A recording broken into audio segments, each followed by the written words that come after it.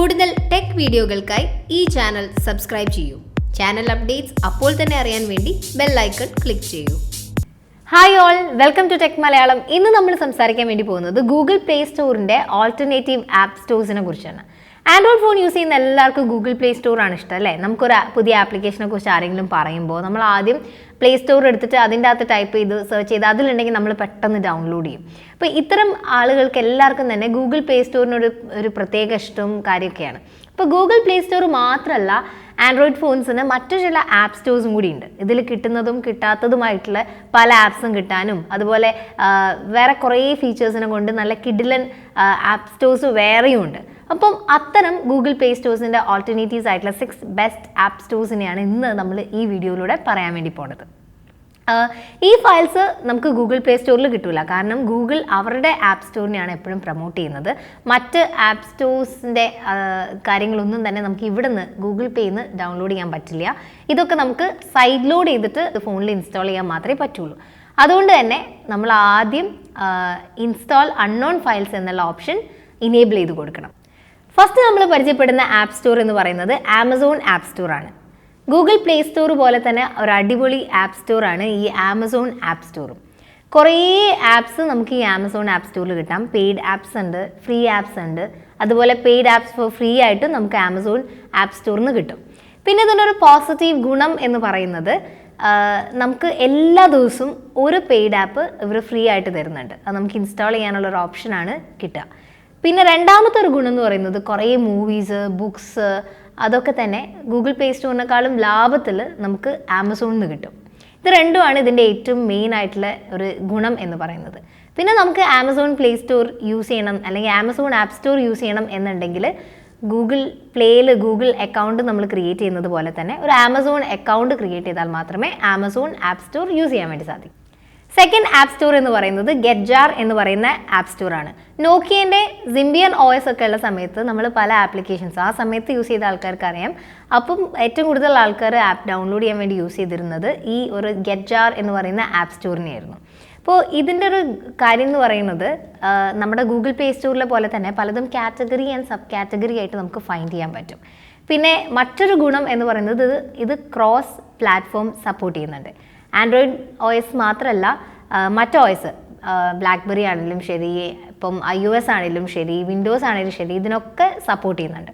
അതേപോലെ user comments support ചെയ്യുന്നുണ്ട്. User comments കൊടുക്കാന്ന് പറഞ്ഞാൽ ലൈക്സ്, ഡിസ്ലൈക്സ്, അതുപോലെ FB ഷെയർ ഒക്കെ ചെയ്യാൻ പറ്റുന്ന ഒരു ഫീച്ചർ അല്ലെങ്കിൽ അതിനൊക്കെ ചെയ്യാൻ പറ്റുന്ന ഒരു ആപ്പ് സ്റ്റോർ കൂടിയാണ് ഈ ഗെറ്റ്ജാർ എന്ന് പറയുന്ന ആപ്പ് സ്റ്റോർ. അപ്പോൾ വേറെ ആരെങ്കിലും ഇതിന് മുൻപ് ആ ആപ്പ് യൂസ് ചെയ്തിട്ടുണ്ടെങ്കിൽ അവരുടെ കമൻസ്, ലൈക്സോ ഡിസ്ലൈക്സോ കാര്യങ്ങളൊക്കെ നമുക്ക് അവിടെ നിന്ന് കാണാം. അപ്പോൾ ആ ഒരു റിവ്യൂ, നമ്മൾ റേറ്റിംഗ് ഒക്കെ ഗൂഗിൾ പ്ലേ സ്റ്റോറിൽ കൊടുക്കുന്ന പോലെയാണ് ഇതിലെ ഗെറ്റ്ജാറിലെ യൂസർ കമൻസ്. അത് നോക്കിയിട്ട് നമുക്ക് ഈ ഒരു ആപ്പ് എടുക്കണോ ഇനി അത് എടുക്കണ്ടേ എന്ന് തീരുമാനിക്കാം.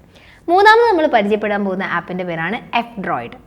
F-Droidനെ കുറിച്ച് പറയുകയാണെങ്കിൽ free and open source softwares, അത്തരം ആപ്സാണ് ഇവിടെ ഏറ്റവും കൂടുതൽ നമുക്ക് കാണാൻ വേണ്ടി സാധിക്കാം. അതായത് ഡെവലപ്പേഴ്സിന് ഏറ്റവും ബെസ്റ്റ് ആയിട്ടുള്ള ഒരു ആപ്പ് സ്റ്റോറാണ് F-Droid. നമുക്ക് ഏതൊരു ആപ്പിനെയും, ഇതിലുള്ള ഏതൊരു ആപ്പിൻ്റെയും കോഡ് കിട്ടും. ആ കോഡ് നമുക്ക് കോപ്പി ചെയ്യാനും നമ്മുടെ സ്വന്തമായിട്ടുള്ള ഒരു ആപ്പ് ക്രിയേറ്റ് ചെയ്യാനും നമുക്ക് സാധിക്കും. പിന്നെ ഇതിൻ്റെ അകത്ത് പെയ്ഡ് ആപ്സ് ഒന്നും തന്നെ ഇല്ല. പേ ചെയ്യണമെന്നില്ല നമുക്ക് ആപ്പ് ഏതെങ്കിലും ഒരു ആപ്ലിക്കേഷൻ വേണമെന്നുണ്ടെങ്കിൽ. പക്ഷേ ഇതിൽ ഡൊണേഷൻസ് സ്വീകരിക്കുന്നുണ്ട്. നിങ്ങൾക്ക് ഏതെങ്കിലും ഒരു ആപ്ലിക്കേഷൻ ഇഷ്ടമായിട്ടുണ്ടെങ്കിൽ F-Droidലേക്ക് ഡൊണേഷൻസ് നൽകാൻ വേണ്ടി സാധിക്കും.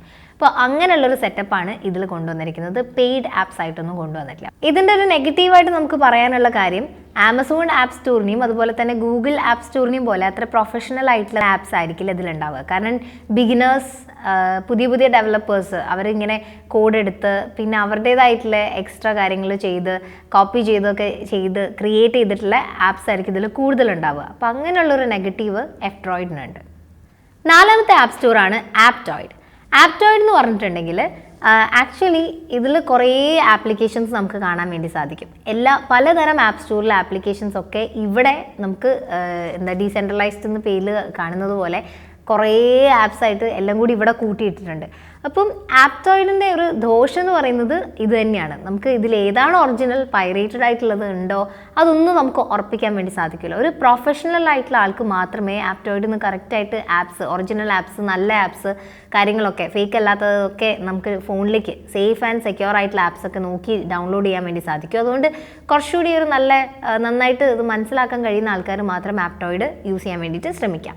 ഇതിൻ്റെ ഒരു ഗുണം എന്ന് പറയുന്നത് പല ഫ്രീ ആപ്സും പല പെയ്ഡ് ആപ്സും ഇവിടെ നമുക്ക് ഫ്രീ ആയിട്ടാണ് കിട്ടുക. അതുകൊണ്ടാണ് ഈ ഒറിജിനാലിറ്റിനെ അല്ലെങ്കിൽ ഒറിജിനൽ ആണോ എന്നുള്ളതിനെ നമ്മൾ ക്വസ്റ്റ്യൻ ചെയ്യുന്നത്. പിന്നെ ഇതിൻ്റെ ഒരു ഗുണം എന്ന് പറയുന്നത് ഏതൊരു ആപ്പിൻ്റെയും അപ്ഡേറ്റ് നമുക്ക് ഇവിടെ ആദ്യം കിട്ടും. ആപ്റ്റോയിഡ് യൂസ് ചെയ്യുന്ന ആൾക്കാർക്ക് ബാക്കിയുള്ള ഗൂഗിൾ പ്ലേ സ്റ്റോറിനെക്കാളും പെട്ടെന്ന് തന്നെ നിങ്ങൾ യൂസ് ചെയ്യുന്ന ആപ്സിൻ്റെ ഒക്കെ തന്നെ അപ്ഡേറ്റ്സ് ആൻഡ് ബീറ്റ വേർഷനൊക്കെ കിട്ടും. അങ്ങനെ ഒരു ഗുണം കൂടി ആപ്റ്റോയിഡിനുണ്ട്.